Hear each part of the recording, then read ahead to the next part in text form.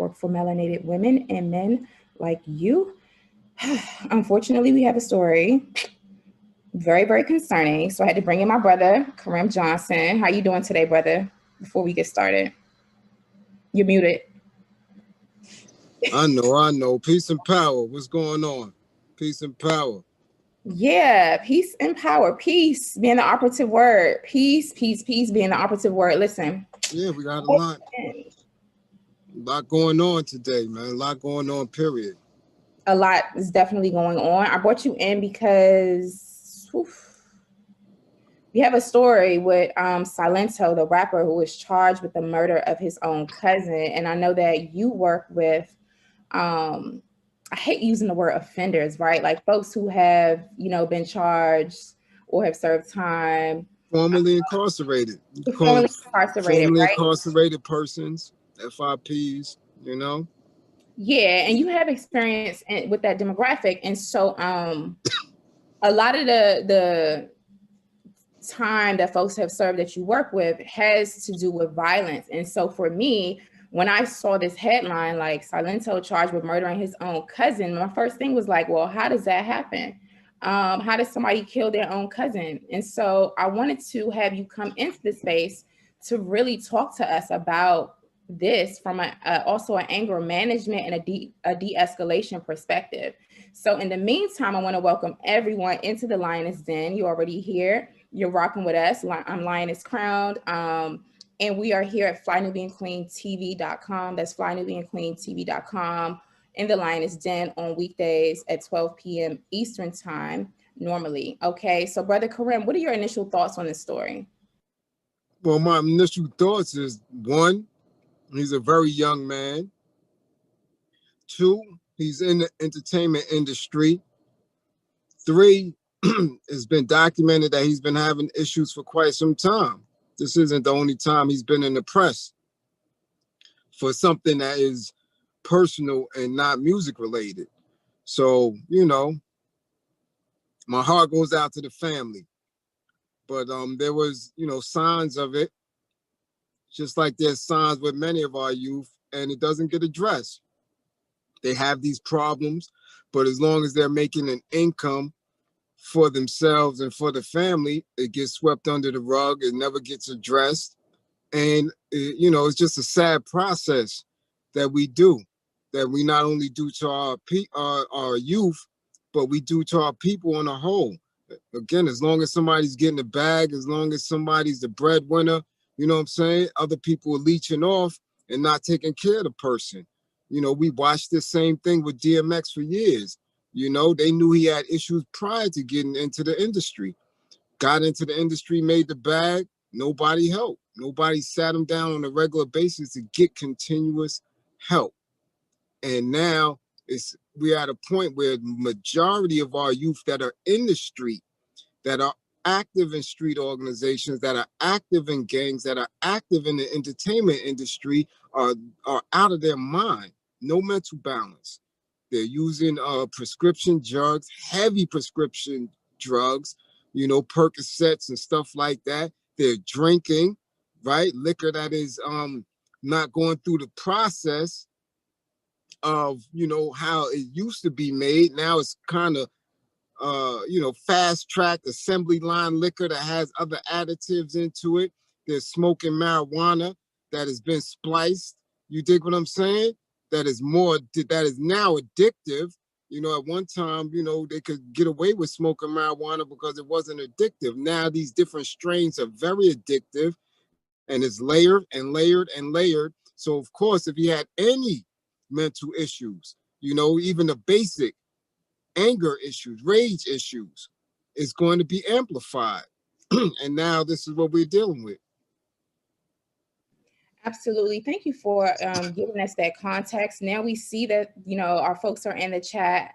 Shout out to our moderators. Shout out to everyone in the Lioness Den. Thank you so much for, letting us know, or just keeping it in perspective, right? About socially what our children, our young people, our youth are dealing with, the society that they live in, the sort of youth culture or young adult culture right now, definitely Generation Z. stuff. And then also the glorification of drugs, and really what I call death culture in terms of the music or rap or whatever it is. It's not hip hop. It's not hip hop. I don't even like calling it rap. I don't even know what it is, but there's a lot of different layers to that. And if you add on personal trauma, generational trauma, vicarious trauma, secondary traumas, and a lot of different things, it's like added layers on top of being a young Black man in a really racially hostile anti-Black society. So the purpose of this broadcast today is to have our brother Kareem Johnson come in and give us a really, really elevated and real perspective, because this is the work that he does. He's working with brothers like Silento. He's working with families who have lost relatives and friends and loved ones to gun violence. He does a great work with, interventions, and he has a lot of years and life experience under his belt. Our brother is also an author of the All-American Justice System Handbook, Handcuffs, Showers, Shoes, and Visits. Our brother, you can find his books on Kindle as well as Amazon. You can download them or you can order it, the hard copy. But I wanted to say that, and to say that, like, listen, you also do one-on-one and group coaching for men to really rehabilitate them and really help give them some strategies for being successful in this hostile society, given all of the other isms that I sort of just named. And so I want to shout everyone out in the Lioness Den. Make sure you all hit that like button and that you share this broadcast. I also want to make a special announcement again. My course, Unapologetic Black Power, will be live and direct. And the first Q&A is going to be on Wednesday, February 17th at 7 p.m. Eastern time. I need you to go over to flynubianpower.com. That's flynubianpower.com. Sign up for our course. It comes with sign up for my course. It comes with a 7-day free trial. So you'll get the first lecture as well as the live Q&A. Listen, I'm an educator. I'm generationally, you know what I'm saying? I am an educator, but, also by trade and by profession, I'm an educator also with the expertise in African-American studies. And y'all already know I do a lot of work, but this is a real course, right? This is a course in which we're going to do a lot of reading. There will be homework. There's going to be Q&As. There's going to be a lot of stuff digging into, like, what does it mean to be unapologetic in your Blackness and to be B1 first? What is it that we need to be thinking about, and how do we codify and make sure that we are being consistent, that we are consistently and unapologetically bucking back on the system of anti-Black racism and replacing it with the system of justice, as Mr. Neely Fuller Jr. teaches us? How do you empower yourselves around that? How do you empower how do we as a community, as a collective, as a village, empower our young people? What are the foundational teachings, right, and concepts of our culture of being unapologetically Black? You know what I'm saying? People say Black power, but actually, what does that mean? How are we empowering ourselves? What is Black empowerment? We're going to dig into all of that. And young people can take this course, of course, but I really want adults to do it, parents as well. So there's going to be multiple opportunities for discourse and for learning. And I'm really excited for this course. Again, it's called Unapologetic Black Power with Lioness Crowned, me, your sister in the struggle. But also make sure you go over to flynubianpower.com, flynubianpower.com, and I'll definitely put the link in the chat in just a moment. I want everyone to share this broadcast because I'm about to share my screen. So let me read this, Brother Kareem. Copyright disclaimer under Section 107 of the Copyright Act of 1976. Allowance is made for fair use for purposes such as criticism, comment, news reporting, and teaching, scholarship, and research. Fair use is use permitted by copyright statute that might otherwise be infringing. Nonprofit, educational, or personal use tips the balance in favor of fair use. So, unfortunately, this is what we got going on. I'm going to share my screen.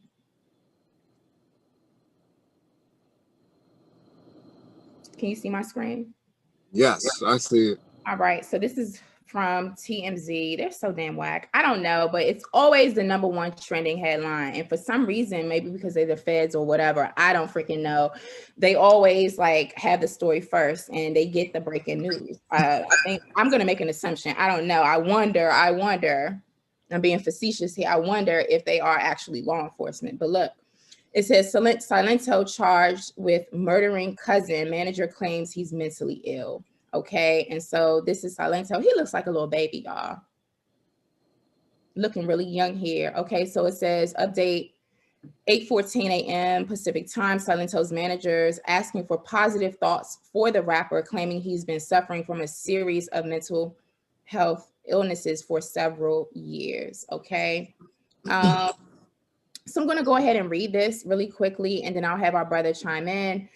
Please, February 1st, 2021 at 10:08 p.m. Please send my client Silento some positive vibrations. Over the past several years, Ricky has been suffering immensely from a series of mental health illnesses. We will continue in his efforts of treatment, but we ask in the meantime the public uplift him and his family in immediate prayer and positive energy. Ricky is a beautiful soul, and we hope that the same people who came up whipping and Nae Naeing with him continue to support him and lift it in prayer. God bless. Any questions or comments, please reach out to Chanel H at PRmentalitynetwork.com. Thank you, Chanel Hudson, PR manager. I'm going to unshare my screen and stop there because I do want to honor this request as put out out of respect for young Silento, out of respect for the culture, out of respect and healing, for uplifting our brothers and sisters who do actually, you know, have histories with struggles and challenges around mental health, because that's not a joke. So I am going to honor that. And Brother Kareem, before I continue, I do, in all transparency though, I did a broadcast last week about, what is it, some white dude with long hair who was a former NFL player who beat the hell out of his Black girlfriend. Hopefully they're no longer together. He allegedly choked her, punched her, and, you know, strangled her until she was unconscious. And then he's still a free agent, by the way, by the NFL. That's the last I heard. Y'all correct me if I'm wrong. But this white dude, it was on social media making statements saying he didn't take his bipolar meds. And I literally made a whole broadcast saying that Black society is not buying that, and that mental health excuse is not going to fly, because oftentimes when our brothers and sisters in our community have legit mental health challenges, such as, I assume also to be very accurate in the case of our little brother Silento, you know, they don't get any sort of sympathy. They're not seen as victims. They are just seen as like trash and kind of thrown away. And you know what it's like, you know, in terms of the prison system. So I wanted to, in all transparency, so I'm not a hypocrite, but I'm very, very clear that a white man beating the hell out of his girlfriend and trying to kill her and literally choke her out because he told her to bow down to him and she didn't bow down to him, and then, you know, stood over her allegedly and said, damn, you're not dead yet, and stuff like that. And then to go on to social media, you know, and claim that, oh, I'm so sorry, and white-splain and say, oh, it's because I didn't take my bipolar meds. That doesn't fly with me, and that does not fly with Black society. And also, I'm clear that we're not comparing apples to oranges when it comes on to mental health in terms of what them folk do over there and what's needed and necessary in our community. And the reason why, again, I'm framing this very, very clearly, because I am consistent. I am a consistent stand for our brothers and sisters. And mental health is a very, very serious thing. I'm not saying that people who ain't Black or B1 don't have mental health issues. What I'm saying is, in the law or in the court of public opinion, you know, our brothers and sisters are treated differently and held to a different standard than everybody else. And so what we're going to do is we are going to use this time to elevate the conversation around the situation with our little brother Silento, and we are going to send him some positive vibrations here, but then to also get into a real conversation around mental health, the criminal justice system, and rehabilitation. Brother Kareem.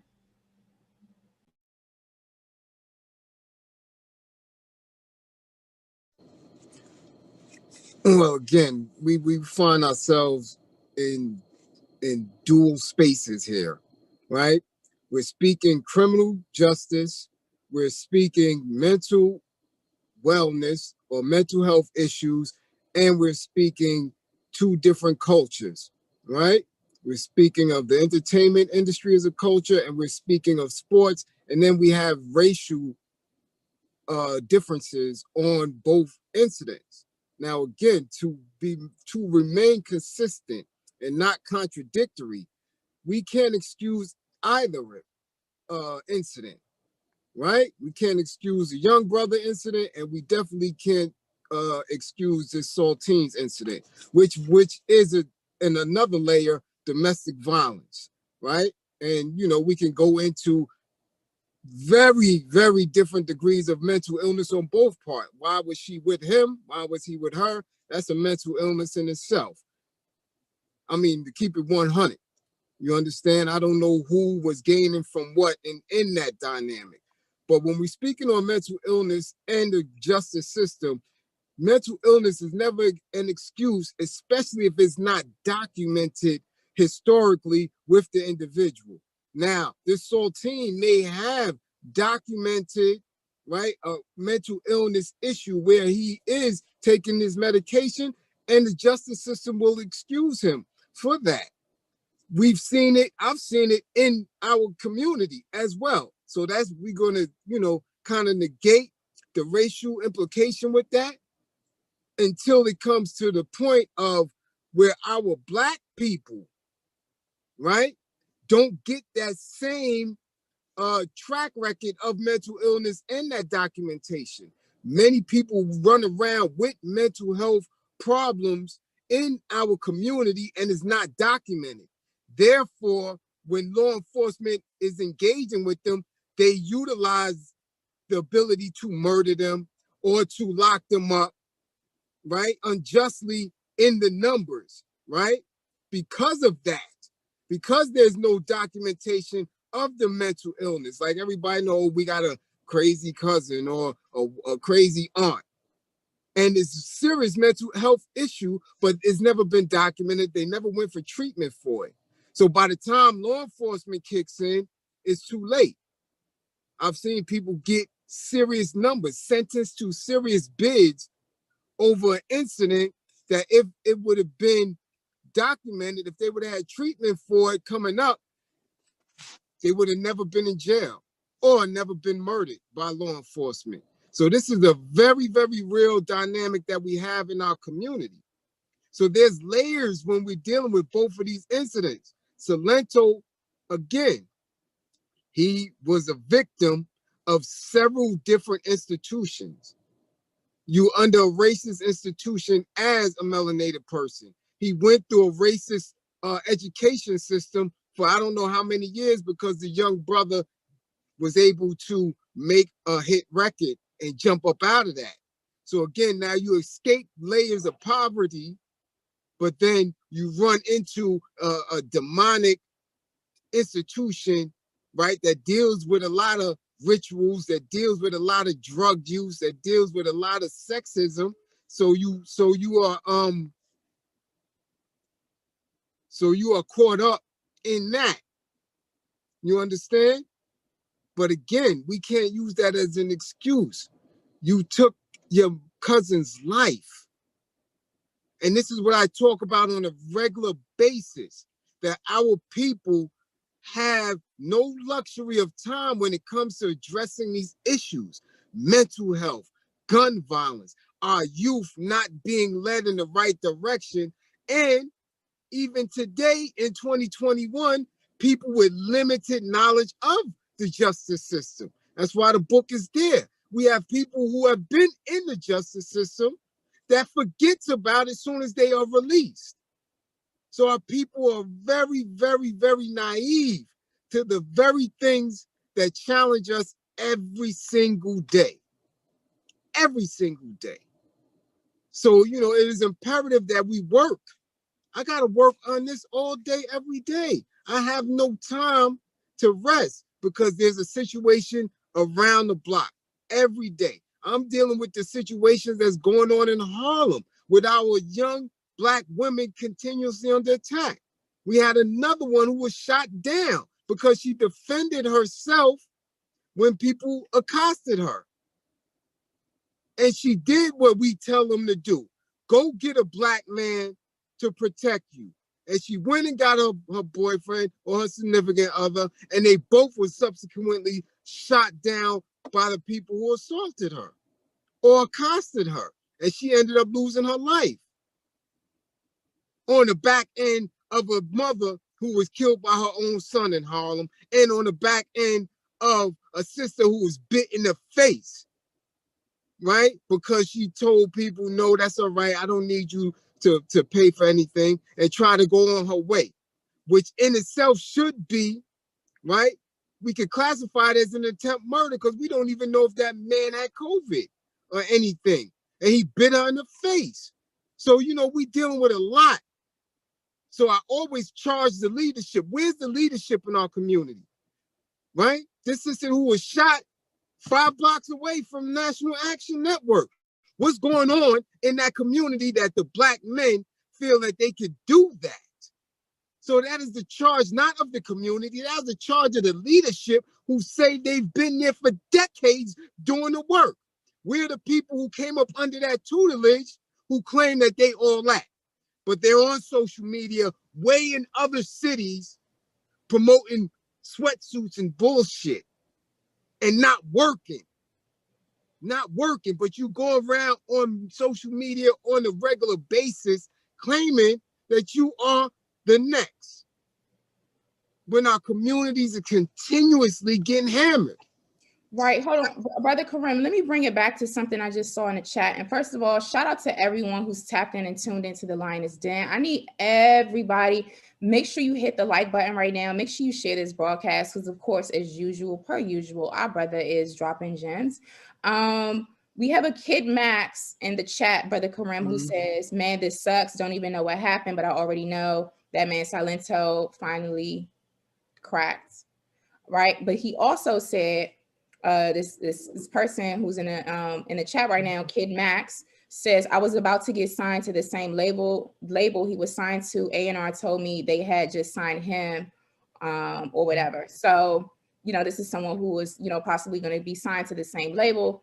And he was, you know, just also co-signing your points there. But to what responsibility? Because I do want there to be, you're right. There's a lot of different layers of ways in which systems, right, and people have killed our little brother. And this is an example of what tends to happen to young Black men in our community in particular. However, to what extent do you believe that these record labels, these A&Rs and stuff should be really supporting the mental health and just overall health and wellness of the folks who are on their labels? What do you think about that, especially as someone who's also been in the music industry, the hip hop, the real hip hop industry, by the way?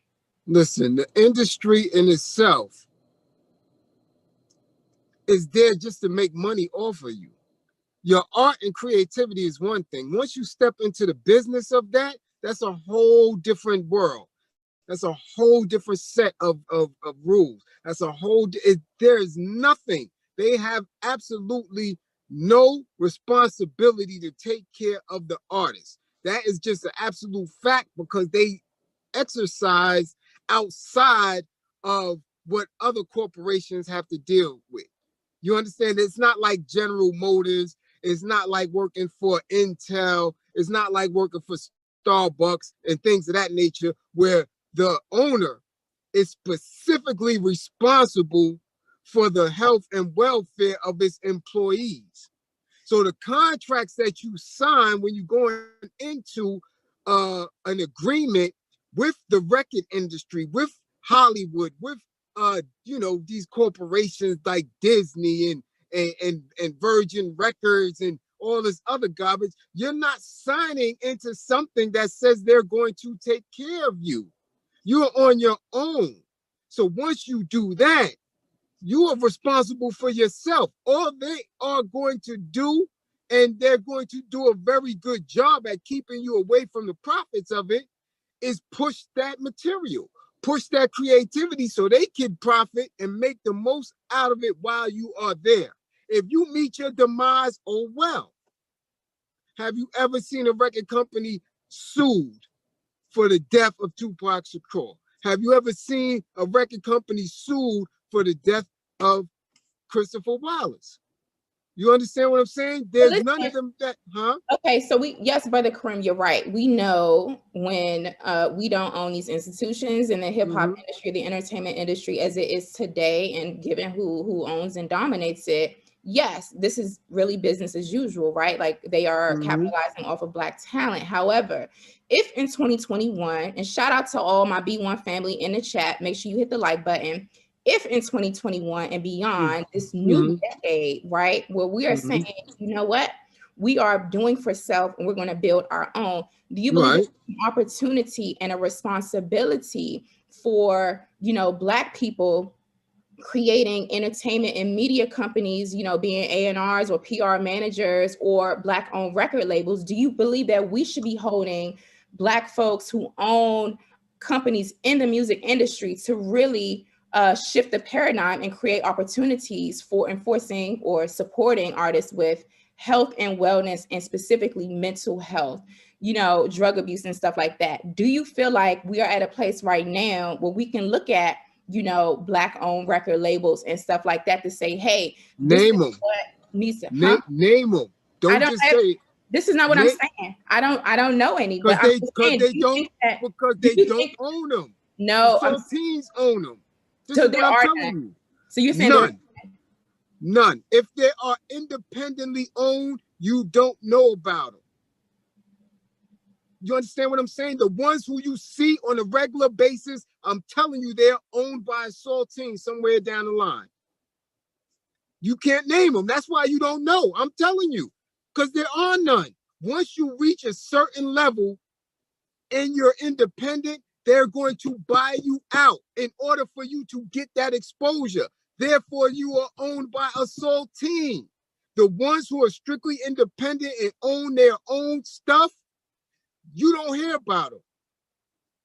You don't know who they are.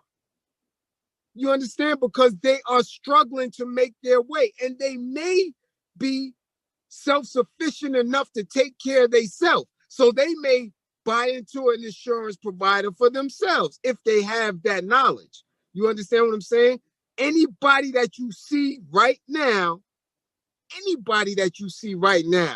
is up under the banner of one of them Saltines. You can't name them.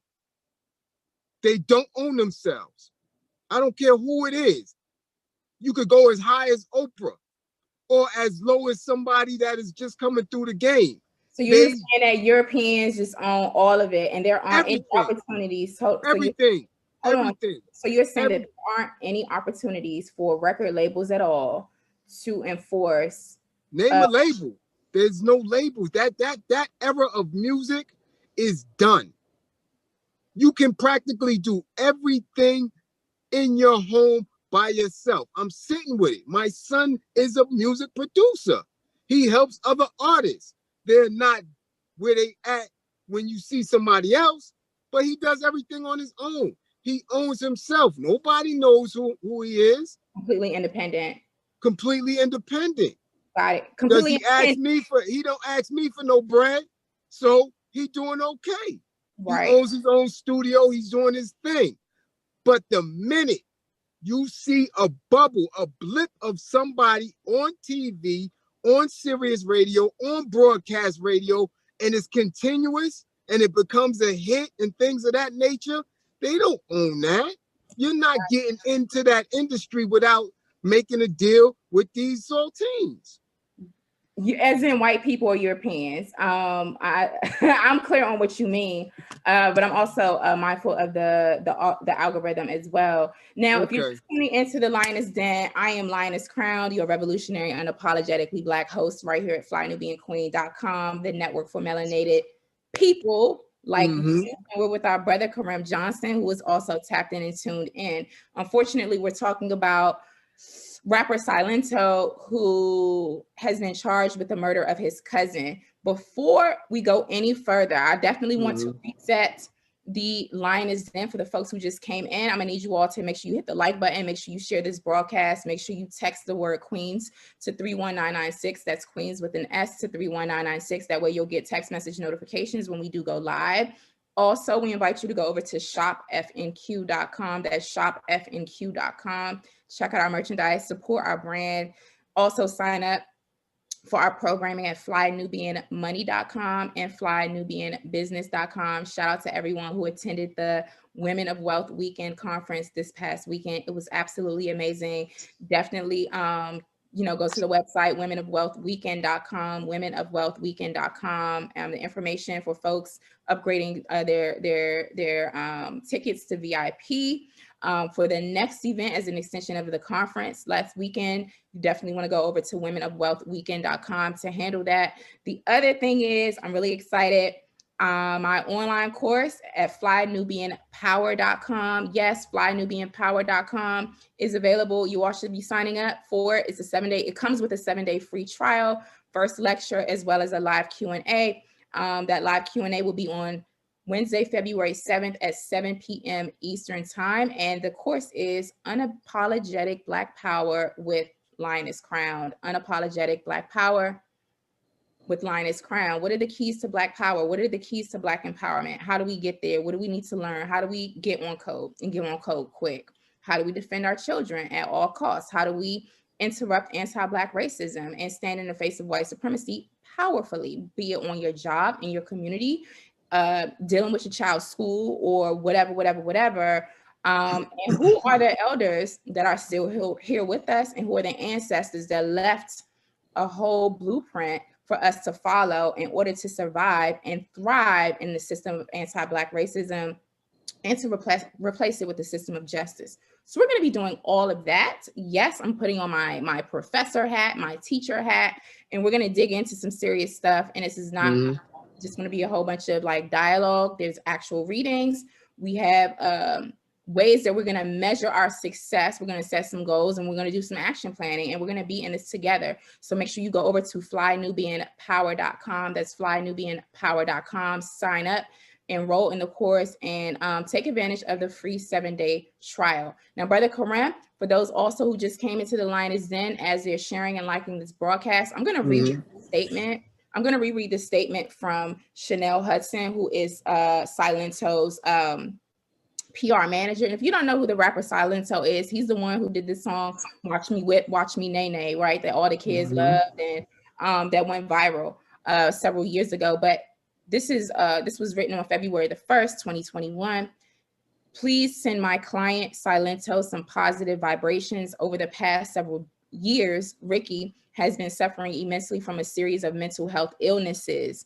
We continue in his efforts of treatment, but we ask in the meantime the public uplift him and his family in immediate prayer and positive energy. Ricky is a beautiful soul, and we hope that the same people who came up whipping and nay-naying with him continue to support him and lift it in prayer. God bless. Any questions or comments, please reach out to Chanel H at prmentalitynetwork.com. Thank you. Signed, Chanel Hudson, PR manager. Now, I wanted to make sure we reset the space with folks who just came in, because that is the focus. How do we, and I'm seeing a lot of folks, be one to everyone in the chat. I'm seeing a lot of folks also in the comments saying it's no excuse. He killed his cousin. There's no excuse. Brother, you're expert as a professional. How do we not excuse what happened and, have a level of accountability? Because we all agree that, like, it is just unacceptable to kill anybody, let alone your cousin. So I am not excusing that, but how do we hold someone with mental health illnesses, according to the PR manager, how do we hold them accountable and still, support their healing, treatment, and really, see them as a victim of illnesses as well? How do we do that? How do we balance both? Well, people are going to have a problem with having a tolerance, right? And giving an excuse to the young man because of how they view young people and how they view the entertainment industry, right? We have to look at people who have mental illness, and that starts in our home. You understand? That starts early on in school. That starts with somebody looking at it, seeing an issue, and diagnosing it. It has to be excusable because there's a lot of things that we excuse that we really shouldn't. You understand? We really shouldn't excuse when politicians lie to us. We really shouldn't excuse people who galvanize others to say, well, they're B1 and they're really not. And they prove they don't, and they undermine Black women and children. When somebody has a mental health issue, there's a lot behind that. Again, there's a lot of layers to that. You understand? I know this man lost his life, and that's hurtful, and there's nothing that could ever bring him back, and there's no coming back from it. But let's look at the path. Let's look at the path of how we got to that space. And if mental illness wasn't caught before then, you understand? I'm sure I'm not there. I don't know the family makeup. I don't know what he was doing in school. I don't know what adults were around him, but I'm sure that there were signs of it prior to his reaching this point right here. All of us. So that means if we're not going to excuse him, then we can't excuse the community as well. He just got here. How old is he? 22? Well, I mean, he's in his 20s. So again, along the way, right? He had to have some type of upbringing up until he's maybe 14 or 15. Somebody had to see it and catch it and either ignored it or just allowed it to fester. And then once he was able to articulate himself and articulate his creativity to the point that where he got a hit record, now everybody else benefited off of that. Nobody took the time to say, well, you know what, that was a little off. Maybe we need to look deeper into that. Again, we know he lost a lot, and we know that this man lost his life. But again, there's always room to look at it from an analytical perspective so we don't revisit this again somewhere else. We just can't write it off. Yo, it is what it is, throw him in jail forever, and that's a wrap. Because we still deal with it as a community. His fan base is going to deal with it. His family is going to deal with it. The victim, the cousin's immediate parents and stuff are going to feel that. Us as a community going to deal with that. And that's what we don't do. We don't deal with those traumas. And then we relive it over and over and over again without using our intelligence, without being woke and be one and dealing with it. We can't just pack it away and say, no excuse, he's gone, and then that's that. Nah, we got hold on for 1 second, because I want to bring this up. This message is being held for review. Somebody so-called Nat Turner. Mm-hmm. I'm going to read it, Brother Kareem. You respond. You say what you think. I call BS on this mental illness excuses. Only the strong survive in this world. SHIT happens. Dust your hands off and keep it moving. Okay. Again, we don't know who he is or what it is. I'm on social media all day. When something is just blatantly out like that, and it's coming from a point of no understanding that's bordering on ignorance, I block it or dismiss it. Because if we're not going to deal with it from a point of intelligence, you dig what I'm saying? They don't excuse nobody else. If we're not going to excuse ourselves, you dig what I'm saying, to get to a better space, then let's just all go out then. Let's just all go out. You strong, the strong survive. That's what we going at? That's social Darwinism. That is the most white supremacist. I want to know if that's how we're going to give it up, then he or she or whoever's behind that statement don't want any excuse when they are in error. You understand what I'm saying? They don't want the sympathy or the empathy. They don't want to be looked at as such. So let's just keep that same energy when it comes to them. Let's keep the same energy. Even oh, it's snowing hard too. Even, like again, that whole social Darwinistic, someone's flawed, or if anyone is when they say that, that's what they telling Black folk. With ableism or anything, if a child, has autism, that whole concept of survival of the fittest, social Darwinism, natural selection, all of that is the basis of white supremacist logic. It is. And this is why I'm so Brother Karim, I'm so excited to teach this course on unapologetic Black power, because people don't even realize how deeply ingrained the white supremacy ideology has in our psyche and the way we see the world, the way we interact with the world and each other, the words we speak, how we speak. And even something as simple as like this, this very, very common statement, survival of the fittest, only the strong survive. That is some eugenicist type talk. Right? We need to be really mindful when we're saying stuff like that. I'm gonna need y'all to go over to flynubianpower.com and start this course, because we got a lot of work to do. We're talking about again on code. Right. Even the response to white supremacy is coming from Black people with a Eurocentric belief in how we come up out of it. That's how ingrained it is. So if it's survival of the fittest, you don't want reparation, you don't want acknowledgement, you don't want to be included in none of that. Survive. Get it how you can get it. That's what you're saying. Get it how you can get it. And when you fall on one of the blades of this system, you got to accept it. Don't reach out for no support. So people have to understand what they're saying when they say that. Survival of the fittest, you do right. Hold that down. Keep that same energy. And when police stop you and you're not equipped to get away from the gunfire, my brother, Mr. Nat Turner, hold it down. Hold it down when you're in prison. Hold it down when you're unjustly dealt with. Hold it down when that sister you with say, you know what, you ain't making enough. Get up out of here. I need a man with some bread. Hold that down. You keep that same energy.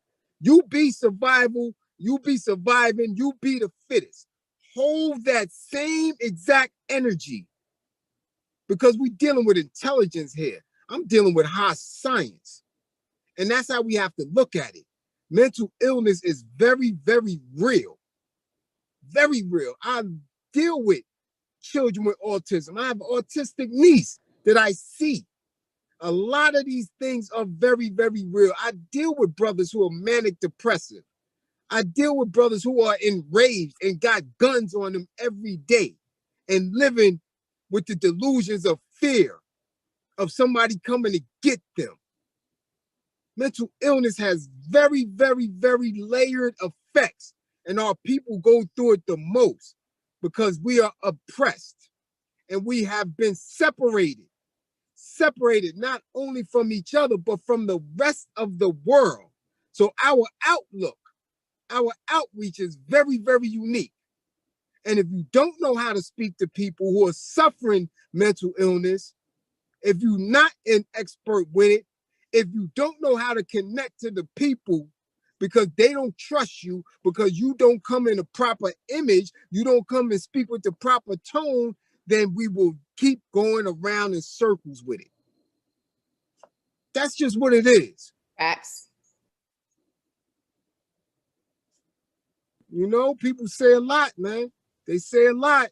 They say a lot, but they don't do SHIT. That's the whole point. But anyway, we're not going to censor that right now. Shout out to everyone in the Lioness Den. People are asking about my course. It's called Unapologetic Black Power with Lioness Crowned. Unapologetic Black Power with Lioness Crowned. Yours truly. Go over to flynubianpower.com. That's flynubianpower.com. Sign up. Comes with a 7-day free trial. First live Q&A is going to be based off of the first lecture, and that live Q&A is going to be on February the 17th, which is a Wednesday at 7 p.m. Eastern time. I don't know, once I start teaching, who knows how long it's going to go for, but you will definitely come out of our course, the entire course that I'm offering with a lot of value, okay? So go over to flynubianpower.com and just follow this link, which is also in the chat. Take advantage of this opportunity, y'all, because we have work to do. It's not enough. I can't come on. You know this, Brother Karim. Most of the work that we do, I would say about 80% of the work that I do happens off of the internet, right? Like, I am not let me tell y'all, let me just get it really, really clear. I'm not an entertainer.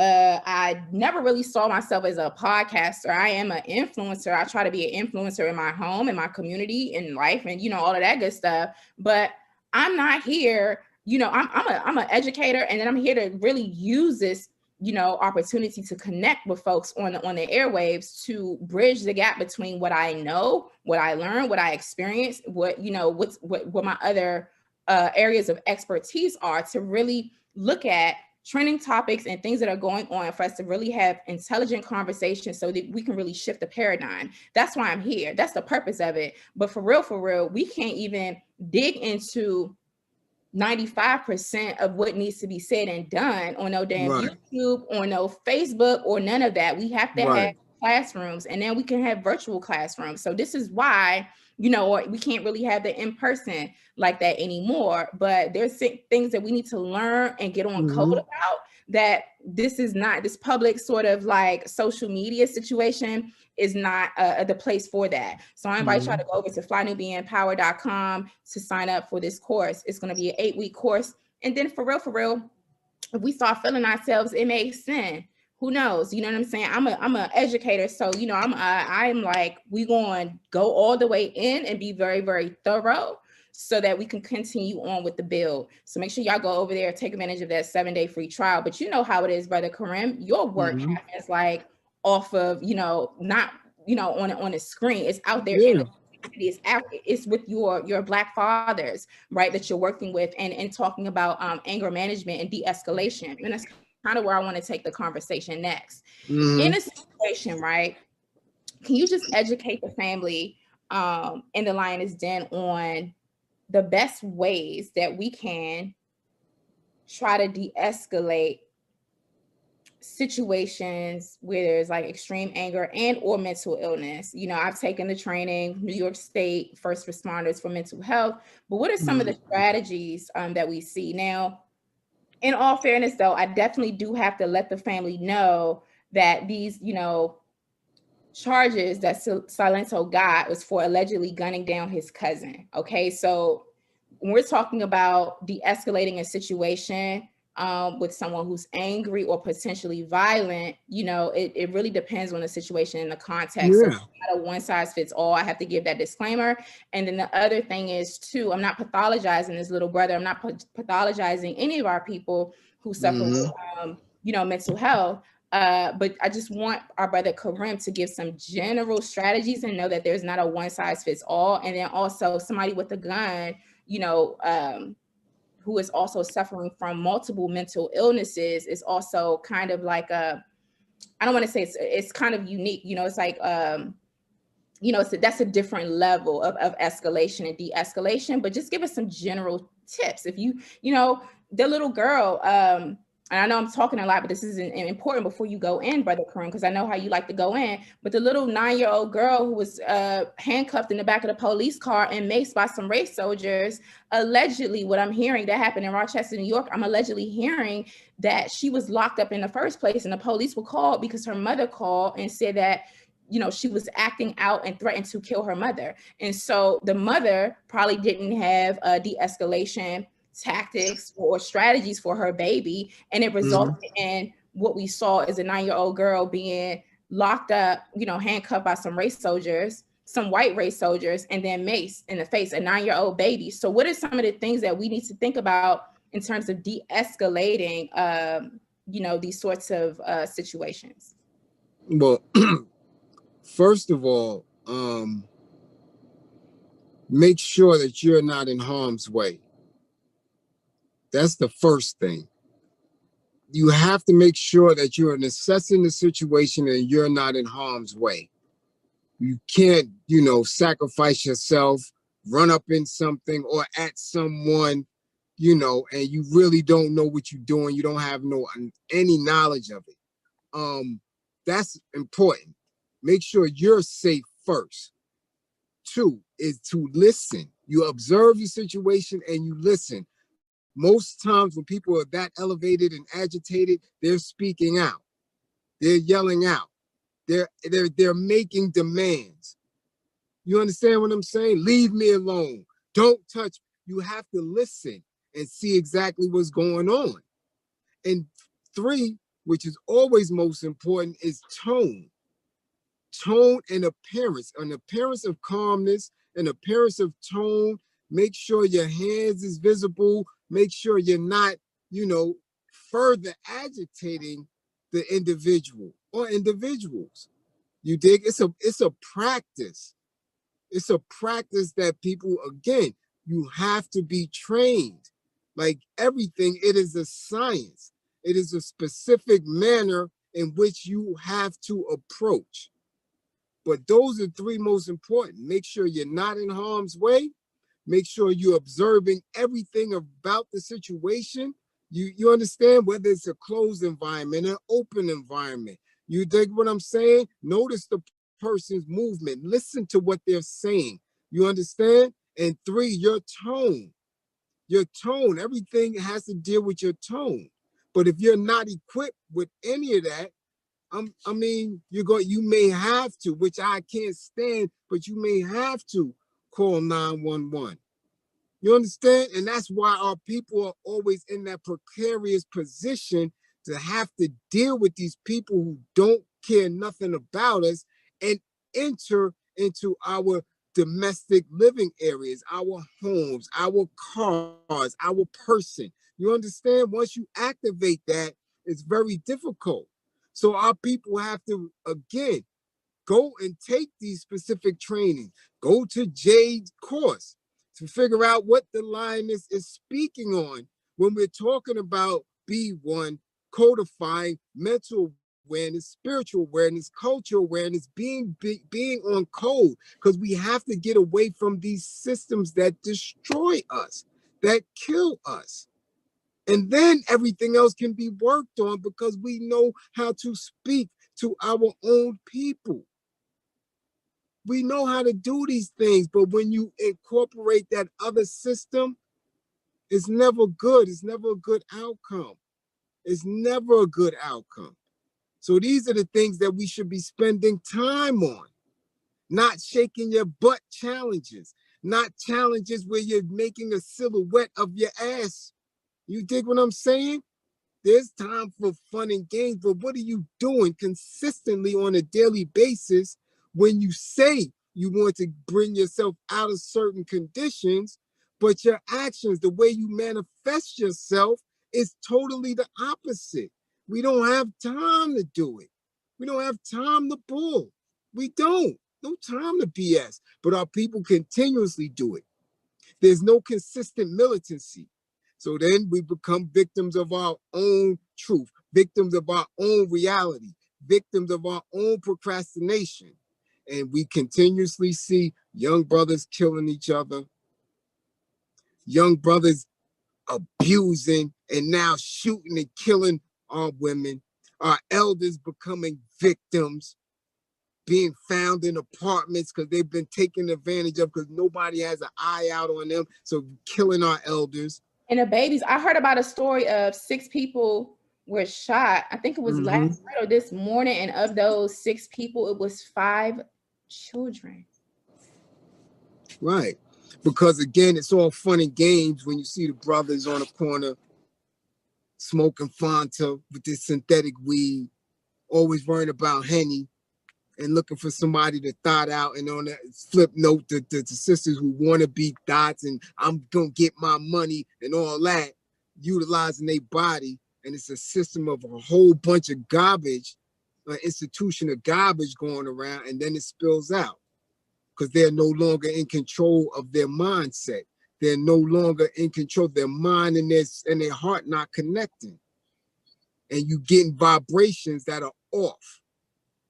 So now our babies are killed, our elders are killed, and soon you're going to be killed because you're going to come in conflict with a race soldier who's already geared and conditioned to look at you as nothing more than something to be targeted and shot down. Right. That's what it is. We don't have the luxury to waste time. And as long as you got leaders that's allowing you to do it because they get in the bag from the system, so they don't care. And they know how to play the game and they know how to smile and they know how to present and speak. And they are in alignment with the other leaders who are trying to get the bag, and they're all working to undermine the very people who's supposed to be served, who's supposed to be protected, who's supposed to be healed. Right. It's a continuous cycle of garbage. Absolutely. We got to wrap up because I literally have another meeting that starts in 11 Yeah, minutes. I got a client that's been hitting me now for anger management for the last 20 minutes. But Okay. again, Yeah, we're gonna wrap this. So I just wanted to I want to thank you, and I also, for the folks who are in the line, is then shout out to y'all. We're gonna be here weekdays 12 p.m. Eastern time. And if you're just tuning in, I read couple times the statement from rapper Silento's PR manager. I put the link to the story from TMZ in the chat. Quote, this is from TMZ. It says, as we reported, Silento had a rough 2020. Legally speaking, he was arrested back in October after cops said he was driving at 143 miles per hour. And in September, he was arrested and charged with 2 felony counts of assault with a deadly weapon for allegedly threatening people with a hatchet. He's currently being held in DeKalb County Jail. We've reached out to his camp.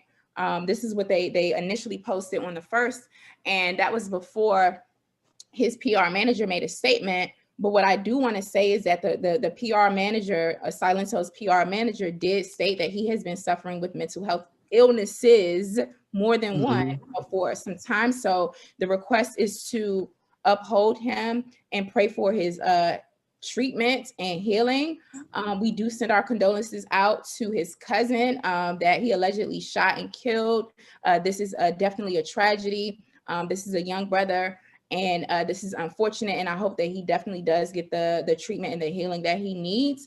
And it's time for us to really start to handle these situations with our people and mental health differently, and not jump on the bandwagon with the rest of the mainstream media painting our people as just these horrible demons when situations like this happens, but they don't keep the same energy when it's a white boy who claims he didn't take his bipolar meds and he beat the hell out of his girlfriend, but he's still a free agent in the NFL. So I wanted to put that out there. Brother Karim, if you could just take like a minute, let folks know how they can follow you and support your work. You definitely do one-on-one anger management. So how do folks get in contact with you for that, and how do we buy your book? Again, my Cash App is $ B as in boy, LIZ 155. $ BLIZ 155. This is Black History Month, the month of Black history. We know the significance of it. We know how they downplay it and what we supposed to be doing on a daily basis all year anyway. But I've been on my Facebook every day, right, with a specific fundraiser to make sure the work get done for preventive strategies and techniques. We put an initiative together and we're building a team to do it. So this is what the Cash App is for, to building this team for preventive services so our children and young adults do not go into the justice system, and for our adults coming out post-release to give them the tools to work within the society. You dig what I'm saying? So I'm on Facebook every day, Karim Johnson on Facebook. I'm doing my live for the month. Every day, a different book. Yesterday book was Asada. Get it, digest it. That was the first book because our queens have been the first initiators of B1 and revolutionary struggle. Without reading that book, you're going to miss the basics. Day 2 was today, Eldridge Cleaver, Soul on Ice. Every day, I'm going to push you to a higher level of consciousness. Those are the basics. So I'm doing those live. I'm on Instagram as Blizz, BLIZ, _ENY Brooklyn, Twitter, Karim Blizz Johnson, Clubhouse, all social media. You know, my DM and inboxes are always public. Reach out for anger management services specifically. Get an intake and an interview. DM me or inbox me for that, and we'll discuss everything once that's done. Thank you, Brother Cram. I'm just getting an alert for my next meeting. I want to thank you for your time. I want to shout out everyone in the Lioness Den again. Sending love and light to Silento as well as his family. And, you know, we do uplift his cousin who lost his life. We uplift him in prayer as well. And we will be back, y'all. We will be back. The Lioness Den is live and in effect weekdays at 12 p.m. Eastern time. FlyNubianQueenTV.com, which is on YouTube. Be sure to text the word Queens to 31996. That's Queens with an S to 31996. Go over to flynubianpower.com. That's flynubianpower.com, or follow the link in the chat to enroll in my free 7-day trial course, right? But the course is not free. The first 7 days are. Let me back that on that, but go over there and take advantage of the free 7-day trial. Right? Go over and sign up for my course, Unapologetic Black Power with Lioness Crowned. Unapologetic Black Power with Lioness Crowned. First live Q&A is on February 17th, based off of the first lecture, y'all. You don't want to miss it. You definitely want to go over and take advantage of that. Go over to flynubianpower.com. That's flynubianpower.com. Brother Karim, thank you so much. This broadcast is ending, but so is global racism and white supremacy. We will and we must trample this beast through fortitude, preparedness, and collectivism. And always remember that they stole us, they sold us, so they owe us. Until next time, family, peace and Black power.